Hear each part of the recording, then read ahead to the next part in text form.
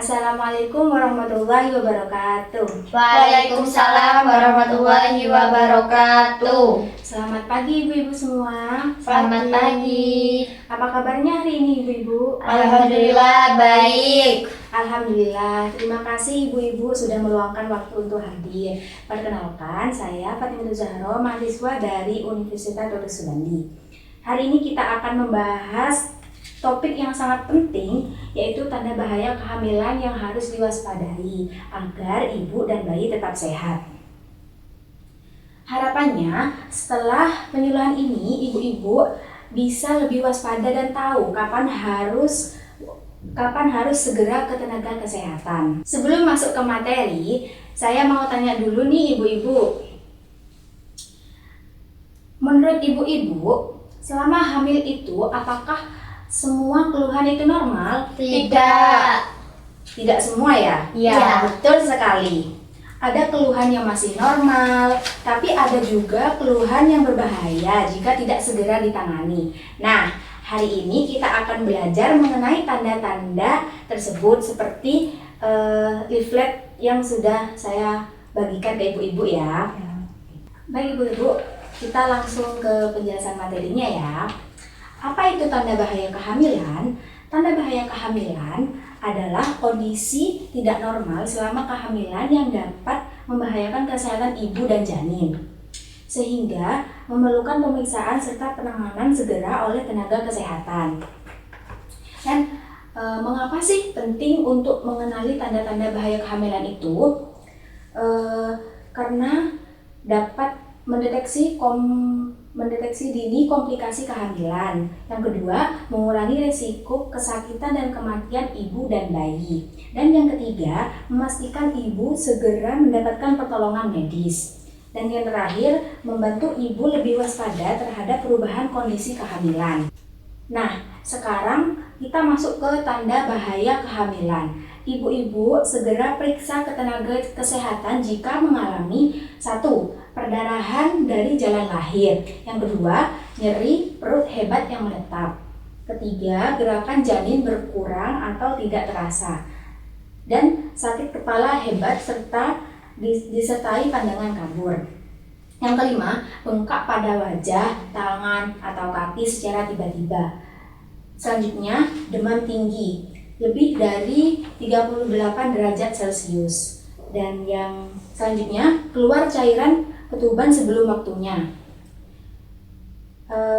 Mual dan muntah berlebihan, kejang, serta nyeri saat buang air kecil. Dan yang terakhir, sesak nafas berat atau jantung berdebar tidak normal. Nah, gejala-gejala tersebut tidak boleh dianggap sepele ya ibu-ibu, meskipun ibu masih merasa sehat, kuat, atau belum terlalu sakit. Oke, selanjutnya apa sih yang harus dilakukan jika muncul tanda bahaya?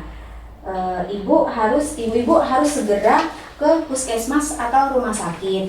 Yang kedua, jangan menunda pemeriksaan ke tenaga kesehatan. Yang ketiga, jangan melakukan pengobatan sendiri ya ibu-ibu. Dan bawa buku KIA dan didampingi keluarga. Ya baik. Ya. Oke. Nah, untuk tempat pelayanan kesehatan yang dapat ibu-ibu kunjungi bisa di praktik bidan atau dokter terdekat, puskesmas, klinik bersalin, dan juga rumah sakit termasuk UGD ya ibu-ibu. Ya. Baik ibu-ibu, setelah kita membahas materi tadi, sekarang kita masuk ke sesi diskusi dan tanya jawab nih.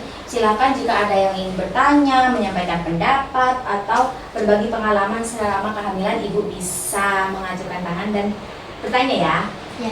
Gimana nih ibu-ibu, ada yang ingin ditanyakan apa enggak? Saya Mbak mau bertanya. Oke, dengan ibu siapa? Perkenalkan Mbak, nama saya Ibu Dita. Izin bertanya ya Mbak, kalau kepala pusing dan kaki bengkak itu apakah berbahaya ya? Oke, pertanyaannya sangat bagus ya Ibu Dita.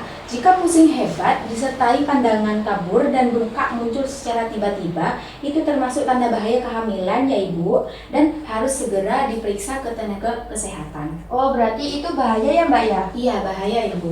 Oh ya, terima kasih. Baik. Gimana Ibu, ada yang ingin ditanyakan lagi? Saya Mbak. Oke, Ingin bertanya ya Mbak, Ya, dengan Ibu siapa? dengan Ibu Dia. Nah, Apakah kalau gerakan janin di dalam perut itu berkurang, apa yang harus dilakukan? Oke, jika gerakan janin itu berkurang, Ibu dia ya? Ya. Jika gerakan janin itu berkurang atau tidak terasa, Ibu harus segera ke puskesmas atau rumah sakit. Jangan menunggu sampai besok karena itu bahaya ya Ibu. Ya Mbak. Oke, baik, terima kasih kepada Ibu Dita dan Ibu Dia yang tadi sudah bertanya. Pertanyaannya bagus sekali ya Ibu-Ibu. Oke, sebelum kita akhiri, saya ingin bertanya nih kepada Ibu-Ibu. Apa yang harus dilakukan jika mengalami perdarahan saat hamil? Saya Mbak bisa menjawab. Oke, dengan Ibu Dita ya? Iya, segera ke puskesmas atau rumah sakit. Baik, betul sekali ya Ibu. Berarti Ibu-Ibu sudah memahami materi hari ini ya. Baik Ibu-Ibu, sebagai kesimpulan, tanda bahaya kehamilan harus dikenali sejak dini agar ibu dan bayi selamat.